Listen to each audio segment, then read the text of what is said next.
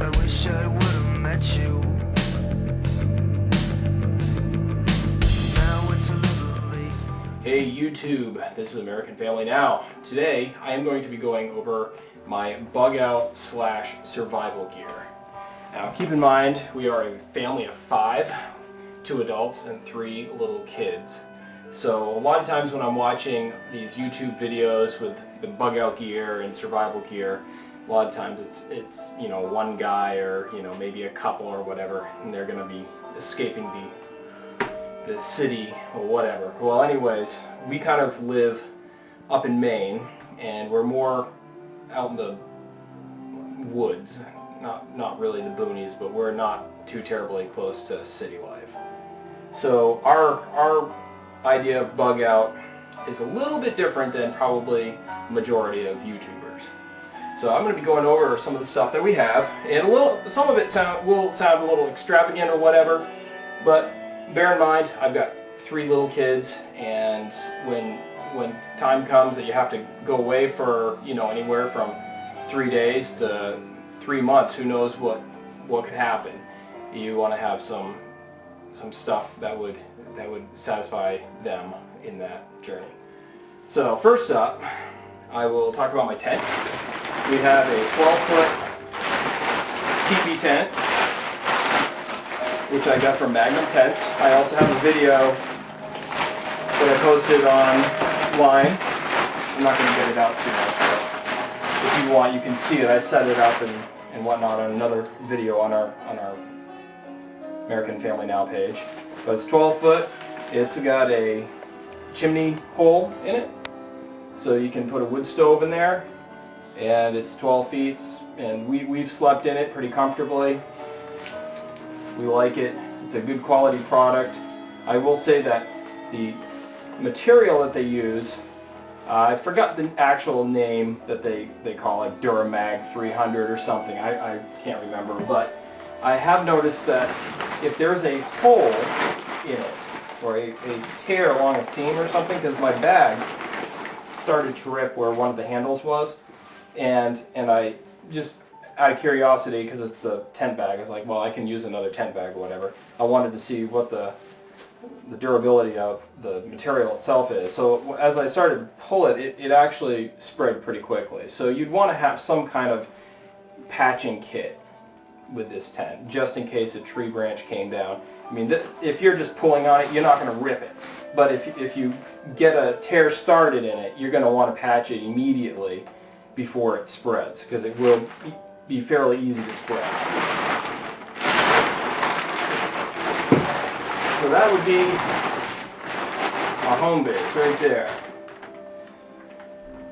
And second, I'll go to, let's see, we'll just do the knives here.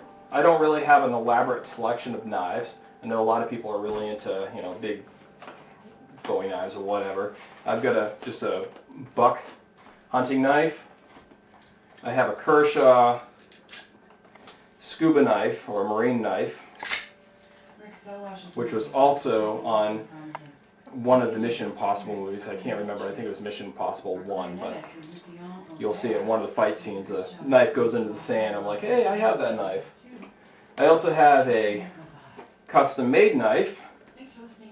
My grandfather shot a deer, in which this handle came from, and it's aged a little bit. There's some cracks, but it's a good quality knife. It's sharp. It would do the job when you're needing to gut a deer. And I also have a nice little Kershaw jackknife, which I've used this thing, kept it sharp, and it works well. So I really don't have the big survival knives that many people have, but that's okay. That would get me through. It's get me through day-to-day life. I also have a machete. I picked this Volvo machete up down at Cabela's. I got it for $14, which is cheaper than what you'd buy one of those really garbagey ones at Walmart for. And this thing works really well. I like the saw on the back side of it. And I was chopping some good size brush down with this thing when I brought it home that day. I also have a Gerber camp axe.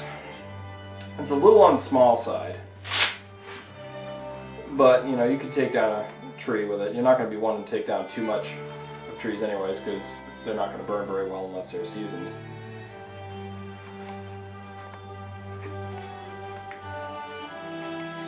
Next I'll go to my fire starters.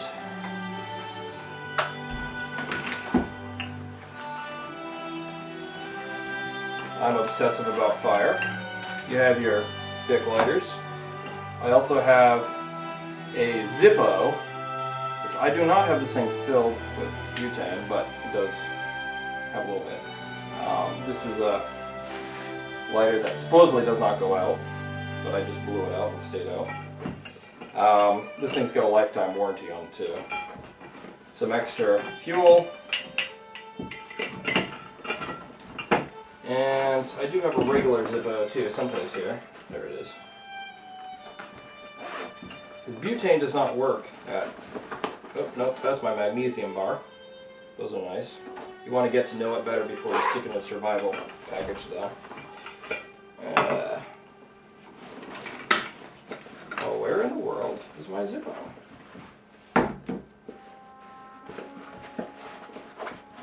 I guess I'll have to find that. Oh, maybe it's in here. Ah, here it is. There we go.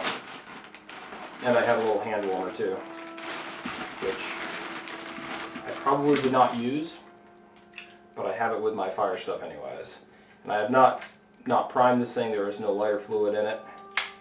The nice thing about these kind is if you have access to paint thinner or some other kind of flammable liquid, kerosene or something, these things will work with those.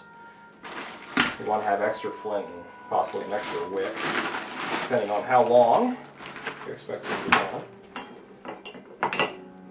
I also have a couple of these little flashlights, which I don't have any batteries in them right now. But these are brand new. They have not been used. They've been tested out and that's it. They work well. They're not really any different than the mag lights, except they are LEDs. Bought these at Cabela's also. We just keep these things in our kit. Silva compass. Mirror. I have a stainless steel mirror. They're cheap. I actually bought a bunch of these things because some of the instruments I have built violins and little miscellaneous instruments, and these things I find make a great cover for the back of your instrument. If you, like on my back of my violin where you're covering up the preamp or the pots or whatever, you can use a saw and cut these things out and make really nice professional looking covers. Radio communication. Got a bag of radios. These things work. Take 3 AAA batteries, I believe it is. They'll get you at least a mile. Binoculars. I have some fairly high-powered binoculars here. They're not your high-quality binoculars. They work. I keep them wrapped in the plastic. Again, I'm not really one to use binoculars on a regular basis. And I have another pair that's a little bit cheaper that I'd use. Some of these things I use on a fairly regular basis, like the knives and the axe. Some of the stuff I don't use unless we need to.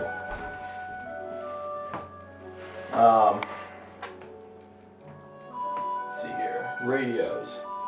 This is where I get a little bit on the silly side. We have a shortwave weather radio. It's got your AM, FM, multiple bands, so Etten. It works fairly well. I will be sticking another, like a longer wire in with this kit for just, if you need to patch something with, if you need a conductor or whatever, but also a longer wire taped or whatever you want to do to this antenna will make the reception better. Solar, hand cranked. It's got an audio in, which is nice. Because if you bring your cell phone with an MP3 player or whatever, you can listen to some tunes. I also have a solar panel, which is a 15-watt, 12-volt solar panel. It's a briefcase type. It's probably about 4 pounds. We have used this thing up at our property for charging a deep cycle battery. Works well. It comes with some miscellaneous connectors that you could go and charge a battery with, or you can use it for just a regular 12-volt hookup, which is where this guy comes in. This is your normal battery charger. Charges up to 4 AA or AAA batteries, but it also has a USB charger, and it can run off from 12 volts. It's nice because in less than a day I can charge a set of AA or AAA batteries, which everything that I have is powered by. And if you want to charge a cell phone or whatever, you can also hook it into the USB port. I have, and not all of this would be coming, but we have bought online about 30 AA batteries that are rechargeable, nickel metal hydride. Keep the batteries charged. These are all, they've been used, but they haven't been used too terribly much. They still have a lot of life left on them. We keep them in cycle. My son uses them on his Thomas the Tank Engine trains. And we use them in regular flashlights, like this Frankenstein mag light. Other things that we have for the electronics. This is another radio, which probably I would not take with me. It's a hand crank radio that you can charge up. It's not a shortwave radio. Oh yes, here we go. This right here. This is something that was a recent purchase that we got specifically for our camper, which we're going to be living in. And because we're trying to keep all of our power consumption very low, I did not want to be running DVD players and computers. Laptop computers take like 70 watts, Instead, what I did is we bought one of these things for $63. It does have an internal rechargeable battery, which I don't like, but whatever. However, you can run it directly from 12-volt DC. It's a television, so it receives both analog and digital signals. It has a memory card slot. This is the most important thing. I have all of my kids' favorite TV programs like Thomas the Tank Engine and Looney Tunes and small things like that. And I have about 20 hours right now that I've pirated off from YouTube. Thank you, YouTube. And I've stuck them on the card, and we can play them through this. We also have some home videos that we just want to keep, and we're sticking on these memory cards also. It plays MP3s. So with a bank of little SD cards, you have hours and hours and hours of entertainment, which will keep 3 little kids busy, which I hate to say, yes, let's put them in front of the TV, but you never know what kind of situation you might be in, and that's not really why I bought this TV. It was originally for the camper, but it'd be something that if I'm going to be having to take to the streets for a survival situation, I would take this also. It's light, and it could be very handy. Plus you'll be able to also watch any kind of news instead of just listening to it on shortwave or FM radio.